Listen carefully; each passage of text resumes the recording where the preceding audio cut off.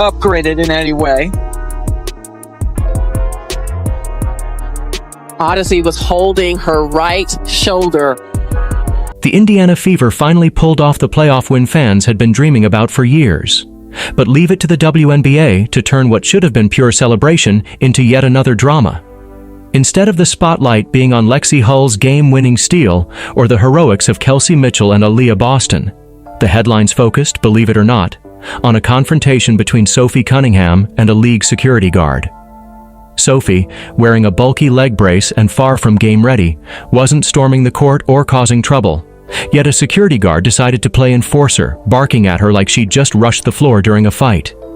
In this video, we'll break down the incident and reveal what Sophie said that's getting everyone talking. But first, tell us, do you think Sophie is being unfairly singled out? Drop your thoughts in the comments below. Oh, Sophie, you're like that? Yeah, Chloe, she's like that. She's like that. She ain't moving. Oh, and then she puts her hands on the hip. Let me talk to your manager. Oh, shit. All right, Sophie, say no more. Say no more. Now, when your teammate gets injured, you're allowed to hop on the court and just to see if your teammate's doing good. So, injured, healthy. So, Chloe, Sophie, they had every right to be on the court over here. Here's the question everyone's asking now. Was this just a clueless overreaction from one overzealous security guard? Or is it part of a bigger, more troubling pattern in the WNBA, targeting players who don't fit the league's preferred narrative? Looking at the history, it's hard not to feel Sophie was singled out on purpose.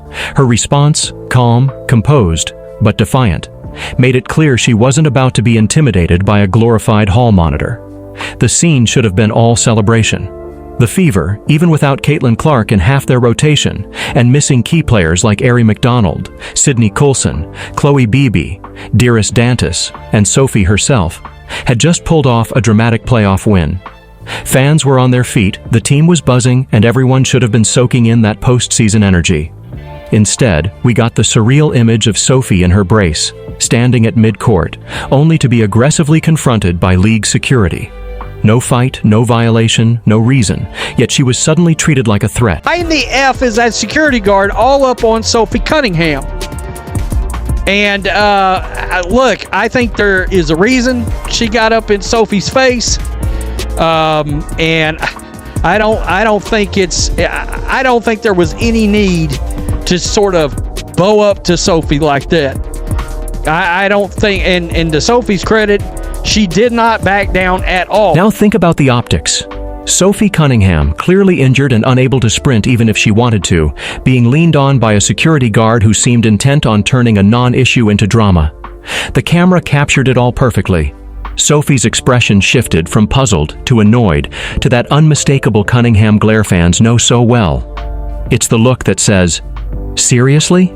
This is happening right now?" And honestly, she had every reason to give it. The moment blew up on social media almost instantly. Within minutes, clips of Sophie's stare down were everywhere, sparking outrage. Not because Sophie overreacted, but because viewers could see just how unnecessary it was. This wasn't enforcement. It was harassment. And it feeds right into the frustrating narrative that has shadowed Sophie throughout her career. She's constantly cast as the villain.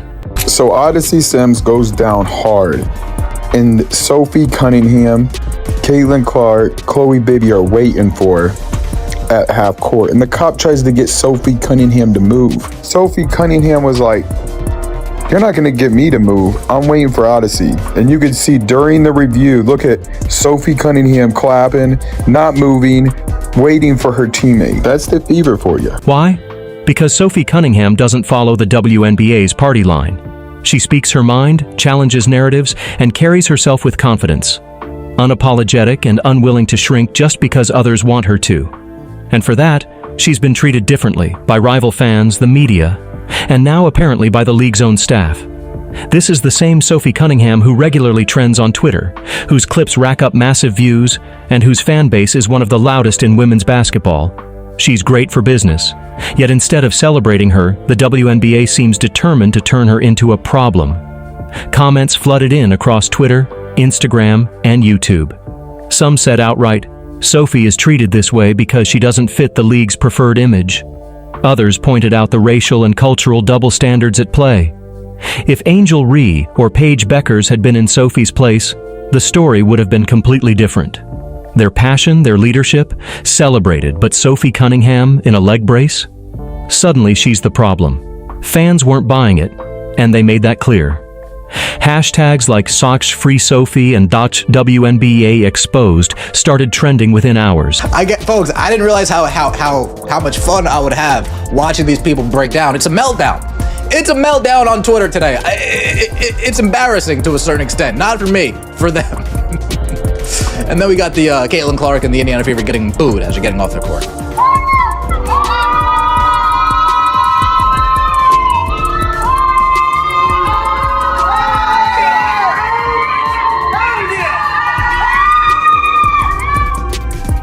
And here's the kicker. Sophie Cunningham didn't escalate. She stood her ground, stared down the security guard, and refused to be bullied. That's not drama. She's showing more professionalism than the guard who provoked her. That's why the clip went viral. It wasn't Sophie causing a scene, it was the WNBA creating one. We've seen this before.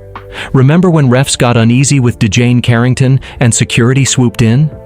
The League and Players Association rushed to her defense, crying unfair treatment. So why the silence when Sophie faces the same nonsense? Why are fans the only ones calling out the double standard while the WNBA stays mute? Cheryl Swoops demanded a ref's firing for Carrington's incident, but for Sophie? Crickets. This isn't just about one overzealous guard. It's about the WNBA's struggle with players who don't fit their mold. Caitlin Clark's been hacked, shoved, and taunted since her rookie year, with refs swallowing their whistles and the league shrugging. Sophie's been painted as a villain for years. Combine their stories and you see a pattern. The WNBA doesn't know how to handle stars who break their narrative. Instead of celebrating them, they marginalize them. Here's the irony. Clark and Cunningham are exactly who the WNBA should champion. They're marketable, popular, and drive engagement. Clark's the biggest draw in women's basketball history. Sophie, even injured, keeps fans buzzing. Yet the league lets refs and staff mistreat them. Fans see it and get fed up, not just with the moment, but with the WNBA as a whole. They're calling it Sophie's targeted because she's outspoken, unfiltered, and doesn't conform. And yeah, let's keep it 100.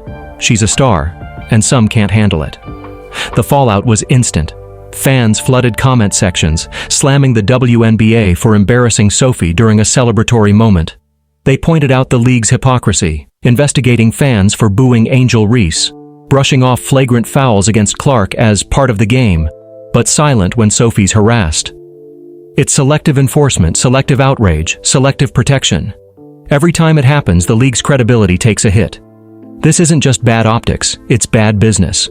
The WNBA wants growth and respect, but you can't get there when viral clips of your players being hassled by your own staff overshadow the game. Fans don't want their stars silenced. They want basketball played and celebrated. I underestimated how good it feels watching the haters. Clarks, Sophies, the Fevers, crash and burn online. They're crumbling and it's glorious.